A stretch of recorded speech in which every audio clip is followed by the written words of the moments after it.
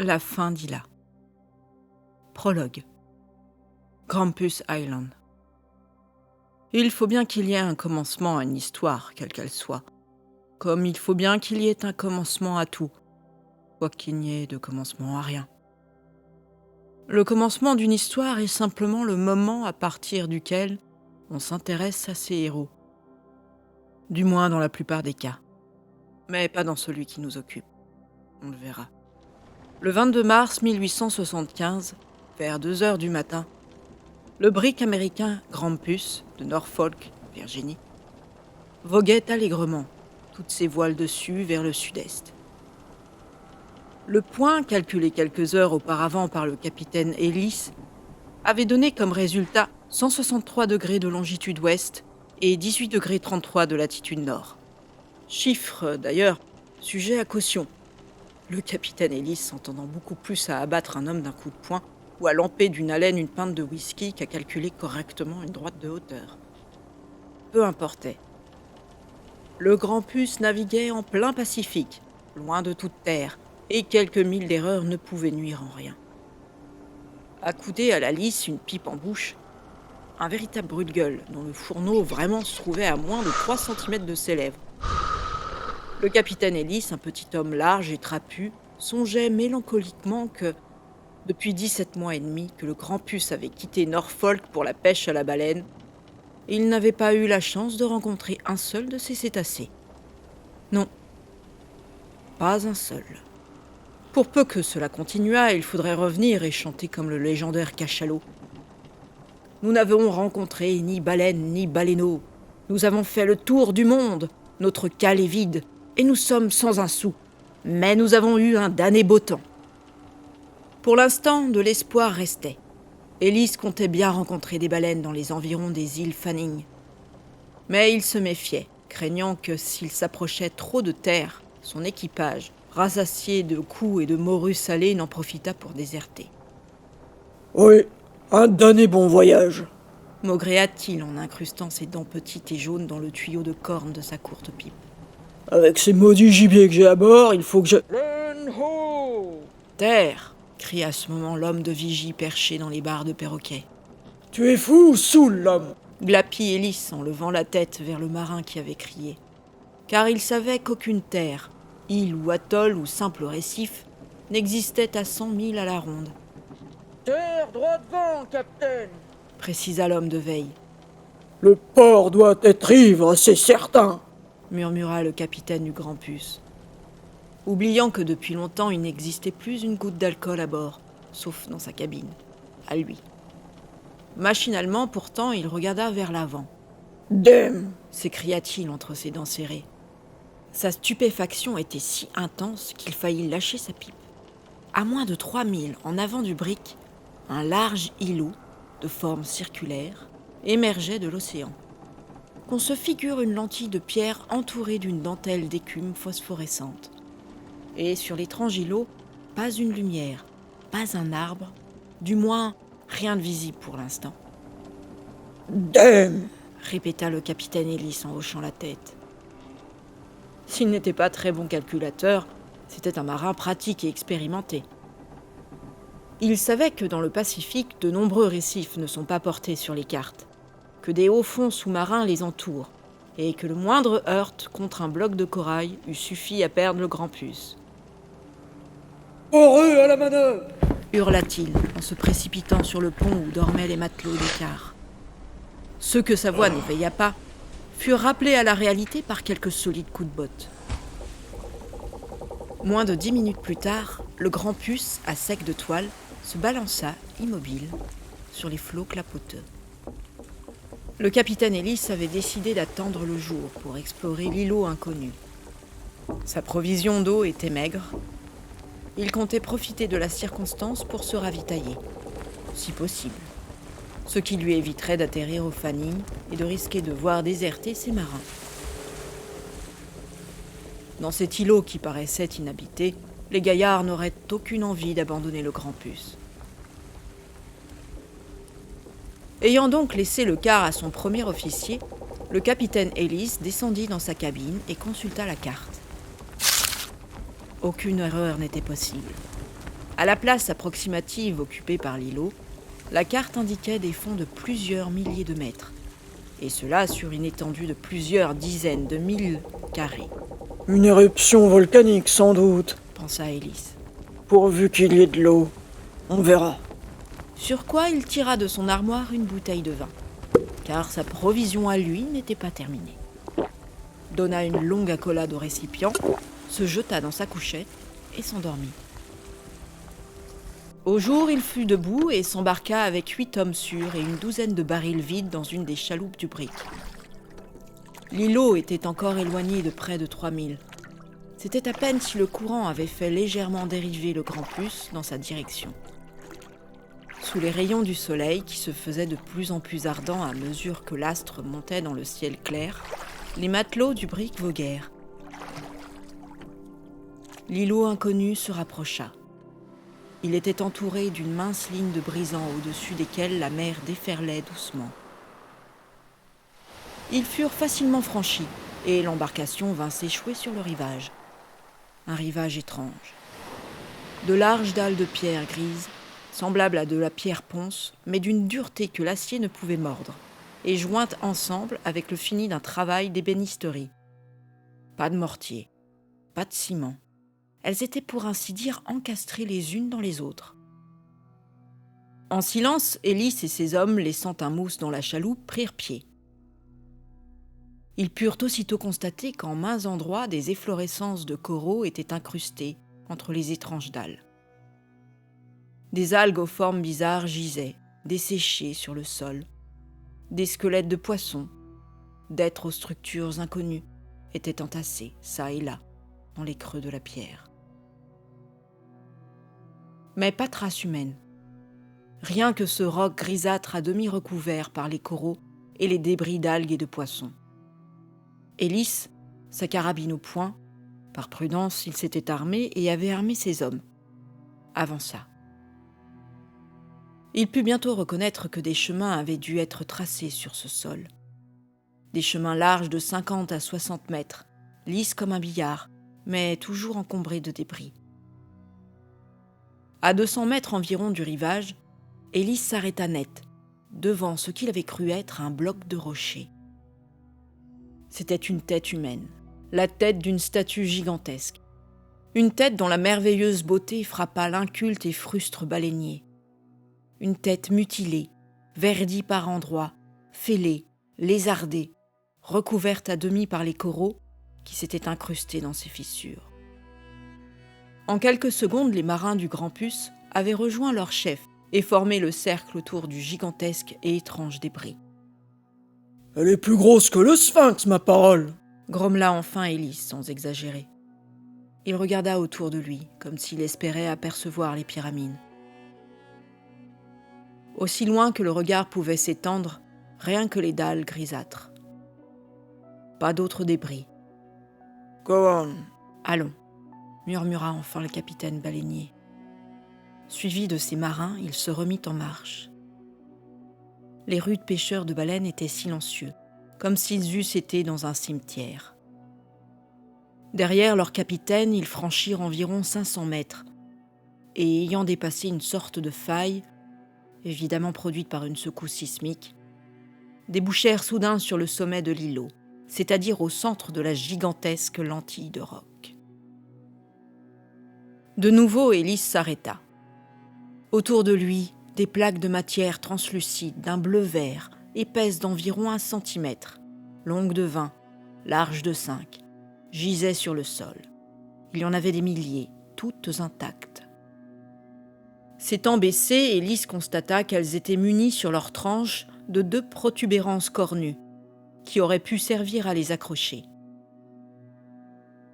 Il en ramassa une et vit qu'elle était couverte de caractères bizarres, aux formes géométriques. Il y avait des triangles équilatéraux, scalènes, rectangles, des cercles, des triangles sphériques, bref, presque toutes les figures de la géométrie, et même quelques-unes que le capitaine du Grampus ne sut identifier et qui se rapportaient à des problèmes qu'il n'avait jamais abordés. Ces figures étaient reliées entre elles, si l'on peut dire, par des points formant des lignes courbes, droites, brisées, parallèles, se coupant. Les unes étaient simples, d'autres doubles ou triples. « C'est sûrement de l'écriture de sauvage, grommela Ellis, sans y mettre malice. On dirait du verre. » Il leva la main et de toutes ses forces projeta sur le sol la plaque qu'il avait ramassée. Une sorte de crépitement bref retentit, assez semblable à celui que produirait la déchirure brutale d'une grosse toile. Cependant qu'une courte flamme violette, éblouissante, jaillissait. « Kem !» articula Ellis en se rejetant vivement en arrière. « C'est des choses du diable !» murmura un des marins. James Ellis croyait peut-être au diable. En tout cas, il croyait sûrement aux jouissances que procure l'argent. En un éclair, il pensa que ces bizarres plaques pourraient peut-être se vendre, et à bon prix. S'il ne rapportait pas d'huile de baleine, peut-être pourrait-il s'en tirer en vendant ces pierres diaboliques. « Le paie !» déclara-t-il. « Ces briques-là, ça vaut de l'argent. Les savants nous les paieront cher, d'autant plus qu'il y a des écrits dessus. On a vendu gros des machins de ce genre-là qui venaient du Yucatan. D'une air, les garçons, et embarquons tout ça. J'ai eu idée que nous n'aurons pas peur du notre temps et que nous... »« Et ça, capitaine !» interrompit révérencieusement un des marins qui s'était écarté de quelques pas. « Quoi, ça ?» grogna Ellis. Il devait être ému, car en toute autre circonstance, son poing ou sa botte se fussent déjà abattus sur le fâcheux. « Regardez !» octa l'homme. Ce fut dit d'une telle voix qu'Ellis bondit, et il vit, au pied d'un bloc de pierre grise, une boule grosse comme une orange était posée. On eût dit un bloc d'améthyste, d'une améthyste traversée par des veines d'un rouge sombre, et dont le centre était formé d'un noyau absolument noir. « Eh bien !» cria Ellis. « Ramasse-la et fais voir !» L'homme ne bougea pas. Ellis avança d'un pas et se trouva ainsi placé de façon que la mystérieuse sphère lui renvoya dans les yeux les rayons du soleil.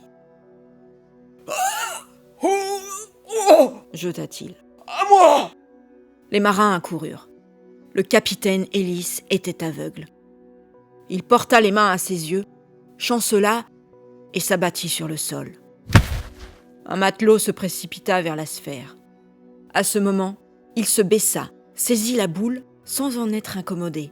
« Oh, c'est lourd !» maugréa-t-il. Nul ne fit attention à ces paroles. Les rudes matelots, oubliant les brutalités et les abus de leur capitaine, s'empressaient autour de lui. On le releva, on le fit asseoir.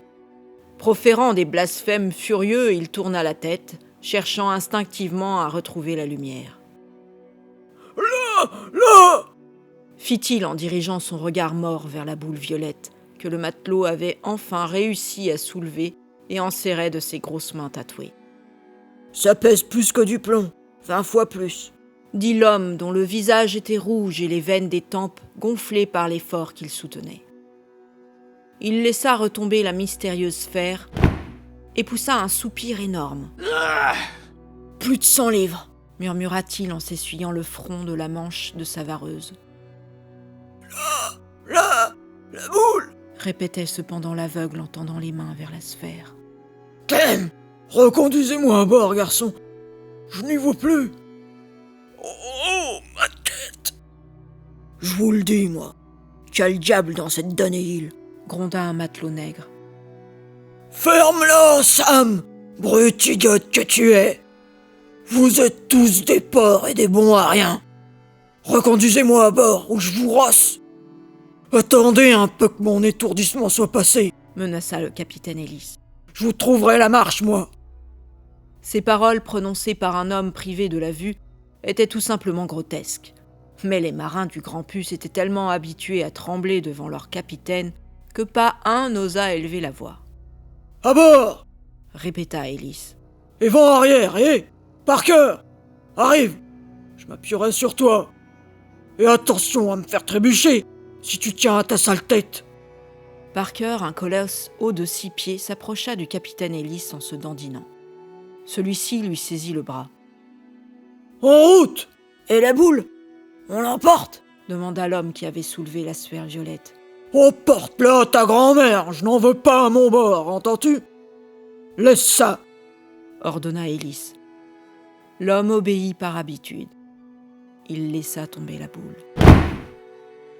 À la grande surprise de tous, il n'y eut qu'un choc sourd. Pas d'étincelle ni de crépitement. Mais la boule, en frappant une des dalles qui recouvraient le sol, la fit littéralement voler en éclats. Une cavité ovoïde apparut, juste assez grande pour contenir un melon de moyenne taille. Elle était revêtue à l'intérieur d'un enduit rougeâtre, assez semblable à de la terre réfractaire. « Eh bien, allez-vous arriver ?» aboya Ellis, qui, se tenant d'une main au bras de Parker, frottait de l'autre ses yeux morts. « Oh! Attendez que j'y vois de nouveau! Je vais vous faire courir, mes gibiers! Je voudrais que le diable vous emporte tous et vous en étrangle avec vos tripes! Entends-tu, Parker? Marche! Ou alors ?» Un concert d'exclamations poussées par les matelots du Krampus couvrit sa voix.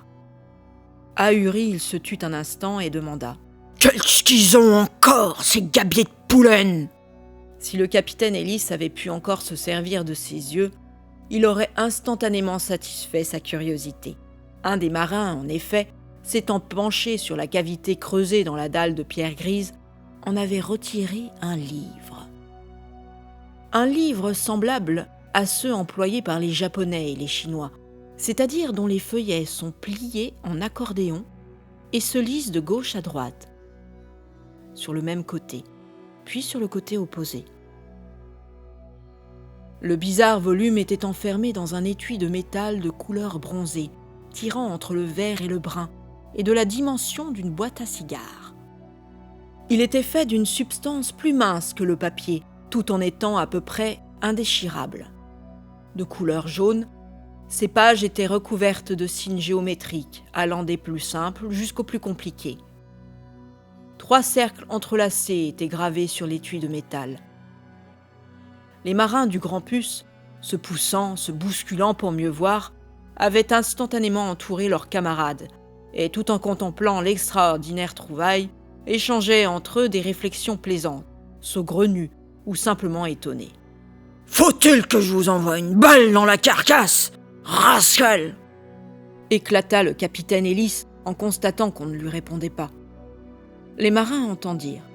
Ils se retournèrent et virent que leur capitaine avait lâché Parker et mis sa carabine en joue dans leur direction. « C'est un livre, capitaine! Un livre que Joyce vient de trouver dans un trou !» expliqua un des matelots. « Au diable la boule! Et vous tous! À bord, par le diable et de la route !» tonna Ellis d'une voix furieuse. Cette fois, les marins obéirent. D'ailleurs, ils étaient tous en proie à un certain malaise. Les prodiges auxquels ils avaient assisté depuis leur débarquement sur l'îlot inconnu les emplissaient d'une sourde terreur. En silence, ils revinrent vers leur chaloupe. Ils s'y rembarquèrent et embarquèrent avec eux la mystérieuse boule violette et l'étui de bronze contenant le livre. La suite du voyage du Krampus devait être plus favorisée. 8 mois plus tard, le brick, ses cales remplies d'huile de baleine, ses agrès ployant sous le poids des fanons qui étaient accrochés pour s'y dessécher, entrait dans le port de San Francisco. Le capitaine Ellis, qui n'avait pas recouvré la vue et ne devait jamais la recouvrer, et laissé à son second la direction du navire. Ce fut ce dernier qui débarqua la mystérieuse boule, ainsi que le livre renfermé dans l'étui de métal. Le rapport de mer du capitaine du Krampus ne fit guère sensation. Dans ce rapport, le capitaine Ellis racontait ce qui était advenu sur l'îlot inconnu, qu'il avait baptisé Krampus Island, en l'honneur de son brick. « Krampus Island !» ricana l'employé de l'amirauté américaine à Washington lorsque le rapport lui parvint. « Tous les mêmes, ces capitaines. Des calculateurs à l'envers. Il aura fait équivoque et baptisé du nom de son navire un des nombreux récifs des Fanning. Enfin, le prochain vaisseau hydrographe qui partira ira s'enquérir de cette Krampus Island et de ses dalles de pierre ponce et de ses briques de verre. Il se trouva que le Dixie, croiseur de la marine américaine, allant de Seattle à Sydney, passa quelques mois plus tard aux environs du gisement prétendu de Grampus Island. Son capitaine voulut s'assurer de l'exactitude du rapport de James Ellis. Au point indiqué, il ne trouva rien. Il fit sonder 700 brasses de fond. Pendant 2 jours et 1 nuit, il explora les alentours. Rien. Des fonds oscillant entre 600 et 1000 brasses. Pas le moindre récif. Grampus Island ne figura jamais sur les cartes américaines. Et à juste titre. Nul ne devait jamais la retrouver. Pendant ce temps, Mr. Wilson Dills, le second capitaine du Grampus, promu commandant à la suite de la cécité d'Ellis, s'était entendu avec ce dernier pour tirer le meilleur parti possible du livre et de la sphère d'améthyste. Plusieurs brocanteurs et antiquaires auxquels il s'adressa offrirent des sommes dérisoires des 2 objets. Un chimiste assura que la boule était faite d'un minerai de plomb, saturé de sel qui l'avait rendu translucide. Quant au livre, un antiquaire déclara qu'il ne pouvait être que chinois ou japonais, et d'époque tout à fait moderne, c'est-à-dire sans valeur. Un ingénieur à qui Wilson Dills montra le bizarre volume fut d'avis qu'il avait été écrit récemment par un éminent mathématicien, car certains signes qui étaient tracés se rapportaient à des problèmes ardus qui n'avaient été abordés que très récemment par de rares savants, des problèmes ignorés d'Euclide, de Descartes et de Le Verrier, ce qui d'ailleurs ne donnait aucune valeur au livre en question. L'équipage du Grampus, cependant, était resté à San Francisco. Les marins entendaient avoir leur part du prix de vente de la boule et du livre, et comptaient bien que le dit prix de vente serait considérable. Peu à peu, ils abandonnèrent leurs prétentions. Aussi bien leur argent diminuait, ils allaient devoir se rembarquer, repartir. Au cours d'une réunion qui eut lieu dans un bar de Barbary Coast, le quartier fréquenté par les marins, les matelots du Grampus autorisèrent le capitaine Wilson Dills à vendre les 2 objets à n'importe quel prix, pourvu qu'il en tirât quelque chose. Wilson Dills, de plus en plus embarrassé, d'autant plus que le capitaine Ellis, aigri par son malheur, ne cessait de le harceler, finit par proposer la boule violette et le livre inconnu à un médecin qu'il avait soigné quelques années auparavant, le docteur Atkinson. Celui-ci offrit $50 du tout. Ils furent acceptés. Ce qui fit $5 pour le capitaine Ellis, 3 pour Wilson Dills et $1 pour chacun des 42 marins du Grampus.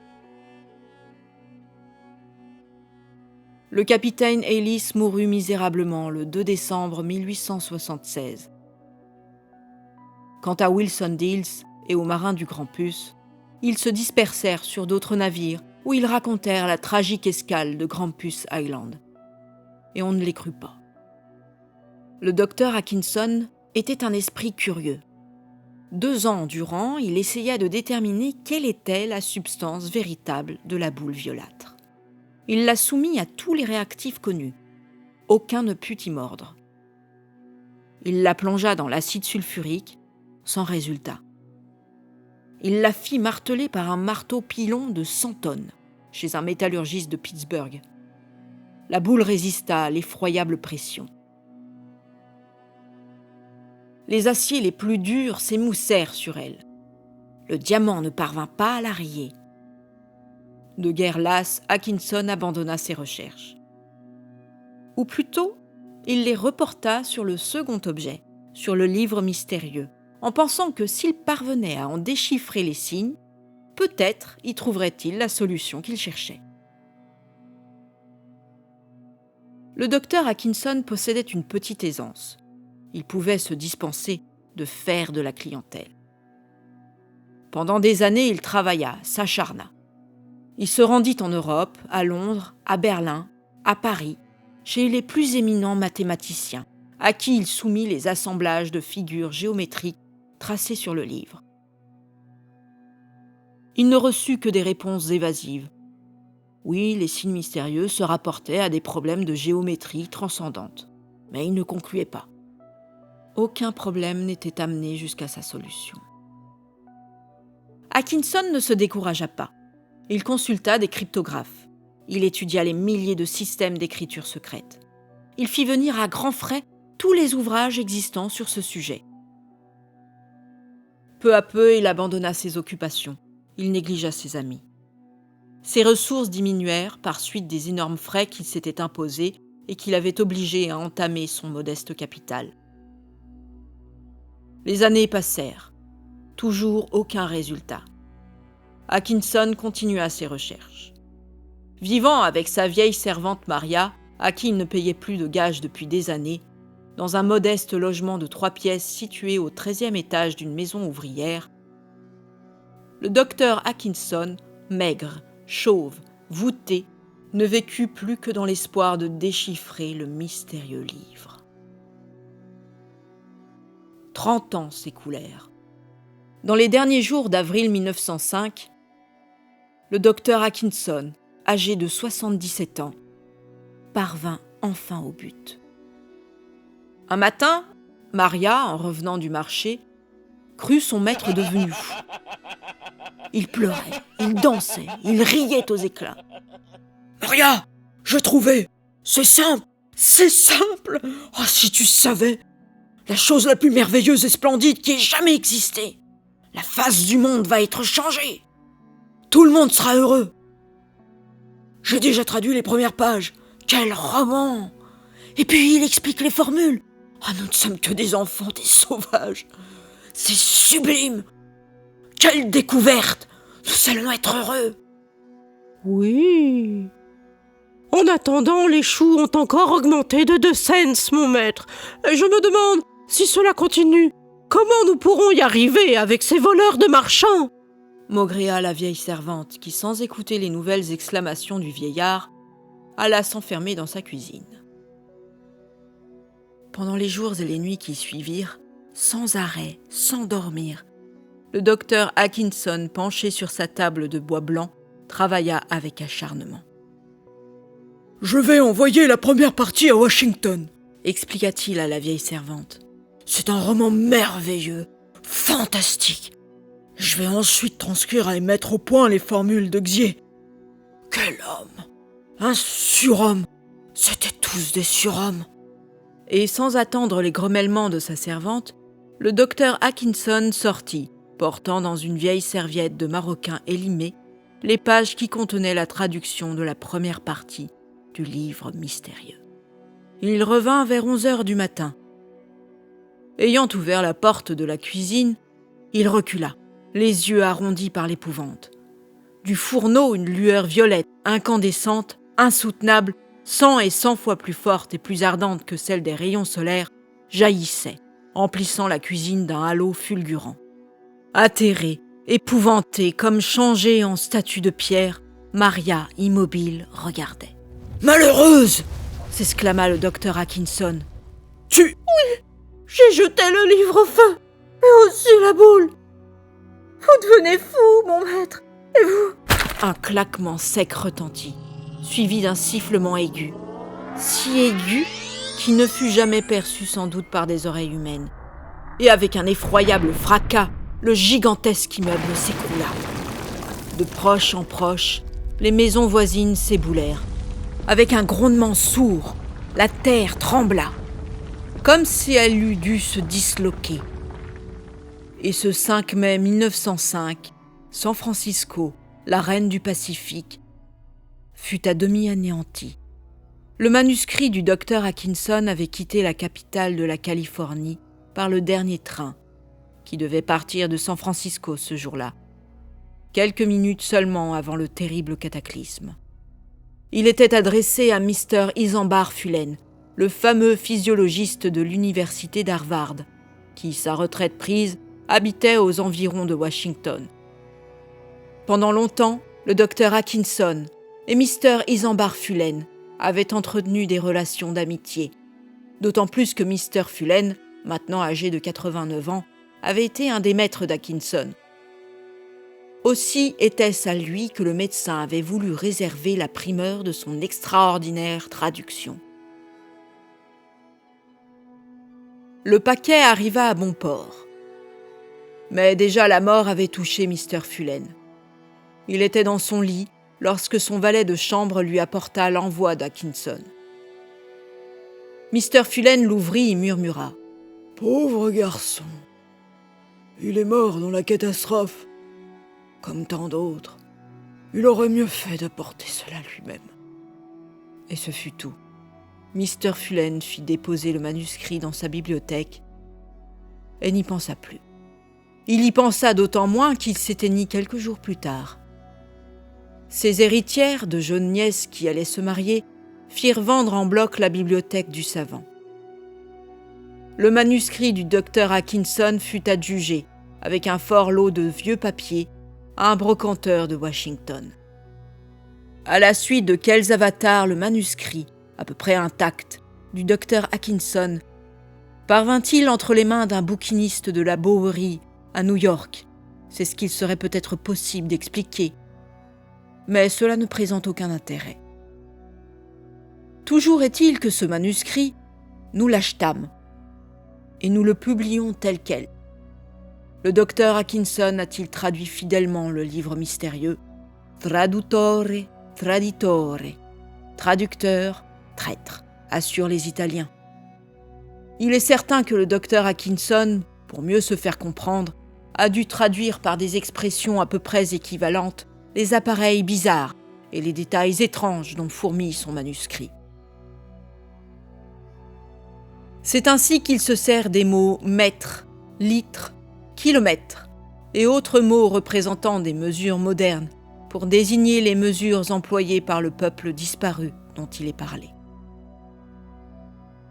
Il se sert également d'expressions connues seulement depuis quelques années, telles que radium, rayon X, onde hertzienne, dissociation de la matière. Sans doute les Iliens désignaient autrement ces phénomènes dont ils avaient, il semble, éclairci la véritable origine. Tout paraît démontrer en effet qu'ils avaient réussi, au moyen de l'électricité, à dissocier la matière à volonté et à libérer l'énergie immense qu'elle contient, et qu'ils avaient découvert aussi les principes de la vie. À quoi tiennent les destinées de l'humanité? Le manuscrit de Xier contenait 2 parties. L'une relatait son histoire, l'autre condensait en formules les extraordinaires découvertes de ce peuple unique. C'est la première partie que traduisit le docteur Atkinson. S'il eût traduit la seconde, la civilisation eût fait un pas de géant. Des découvertes qui demanderont des milliers d'années de recherche pour être possibles nous eussent été révélées. La durée moyenne de la vie humaine eût été considérablement augmentée. Bien des maladies, sinon toutes, eussent disparu. Des problèmes qui nous paraissent insolubles eussent été élucidés. Mais le docteur Atkinson ne traduisit que la première partie du manuscrit. Ne regrettons rien. Les Iliens, malgré leur civilisation, auprès de laquelle la nôtre est barbarie, ne nous étaient en rien supérieurs. Ils connaissaient la haine, la guerre. Ils n'avaient pu supprimer aucune des passions qui nous agitent. Et sans plus, publions l'extraordinaire manuscrit de Xier.